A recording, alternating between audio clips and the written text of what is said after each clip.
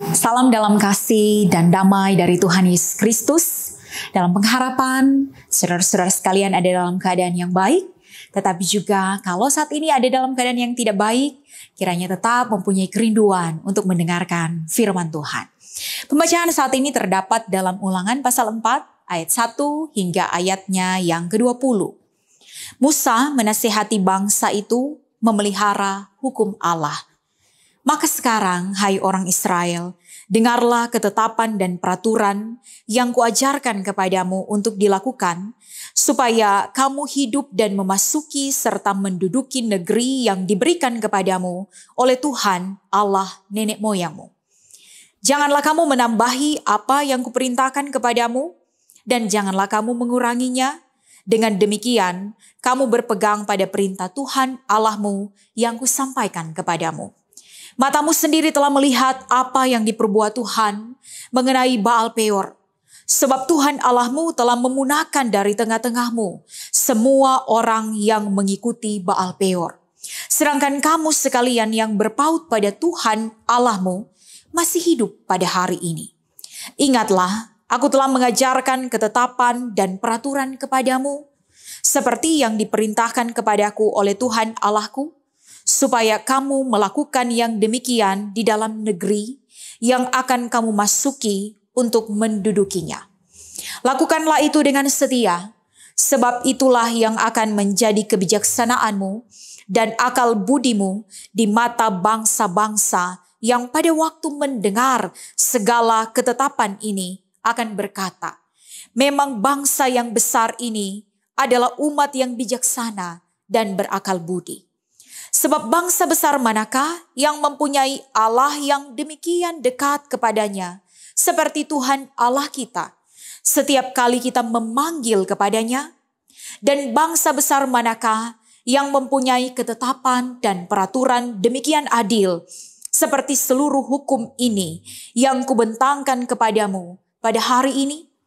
Tetapi waspadalah dan berhati-hatilah, supaya jangan engkau melupakan hal-hal yang dilihat oleh matamu sendiri itu, dan supaya jangan semuanya itu hilang dari ingatanmu seumur hidupmu. Beritahukanlah kepada anak-anakmu dan kepada cucu cicitmu semuanya itu, yakni hari itu ketika engkau berdiri di hadapan Tuhan Allahmu di Horeb, waktu Tuhan berfirman kepadaku, suruhlah bangsa itu berkumpul kepadaku, maka aku akan memberi mereka mendengar segala perkataanku, sehingga mereka takut kepadaku selama mereka hidup di muka bumi, dan mengajarkan demikian kepada anak-anak mereka. Lalu kamu mendekat dan berdiri di kaki gunung itu, sedang gunung itu menyala sampai ke pusar langit dalam gelap gulita, awan dan kegelapan. Lalu berfirmanlah Tuhan kepadamu dari tengah-tengah api, suara kata-kata kamu dengar, tetapi suatu rupa tidak kamu lihat, hanya ada suara.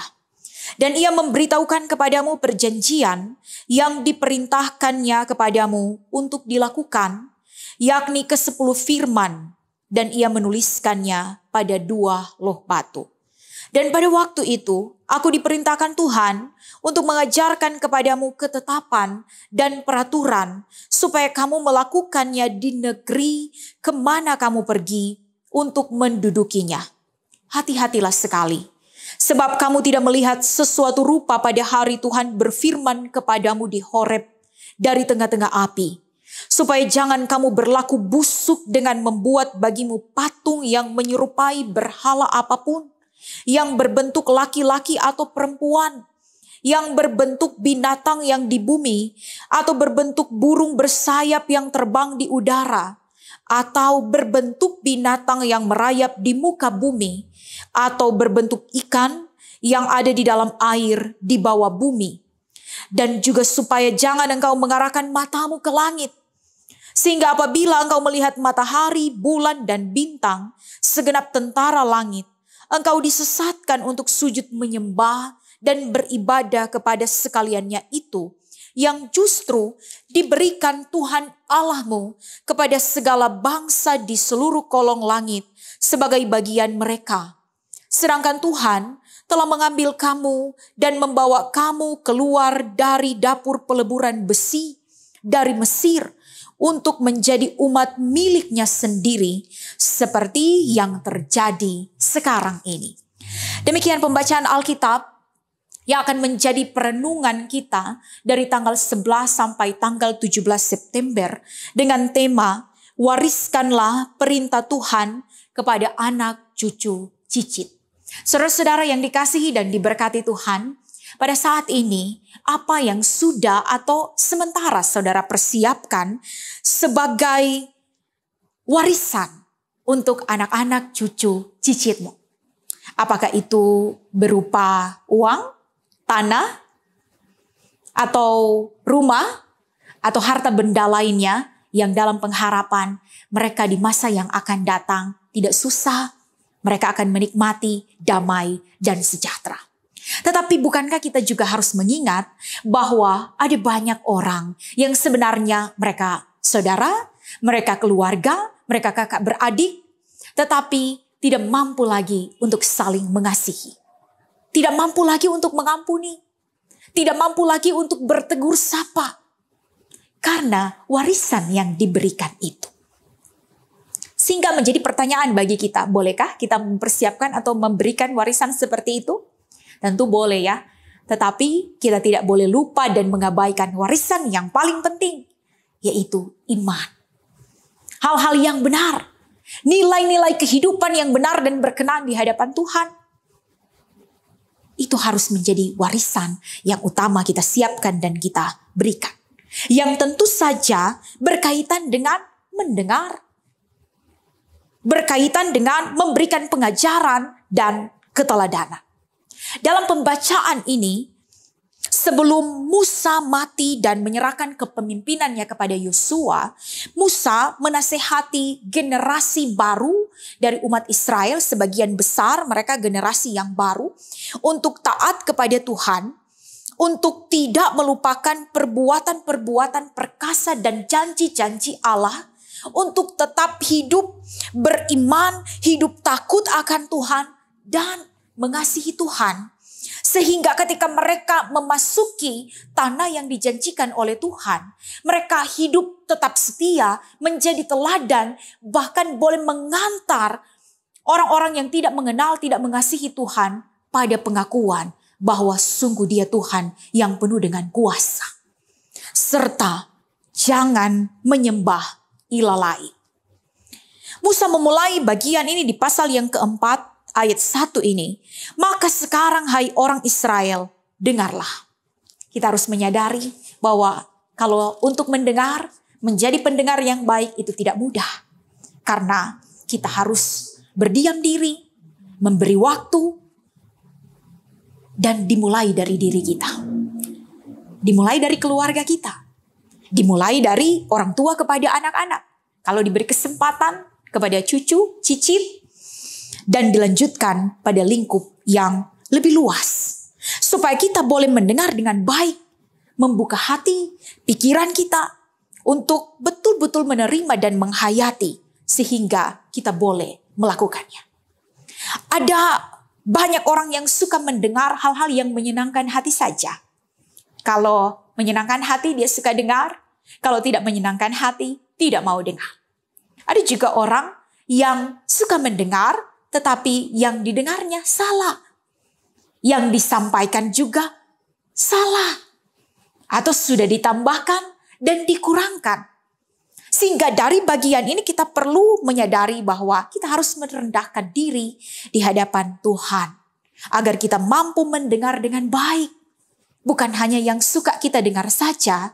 Tetapi tentu juga yang berkaitan dengan segala hukum, perintah, dan ketetapan yang diberikan untuk hidup dalam ketaatan dan kesetiaan.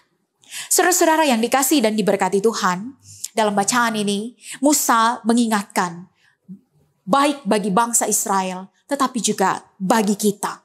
Yang pertama, bahwa dengan taat dan setia menyembah Allah, kita akan hidup. Jika meninggalkan Allah, menyembah ilah lain, akan binasa.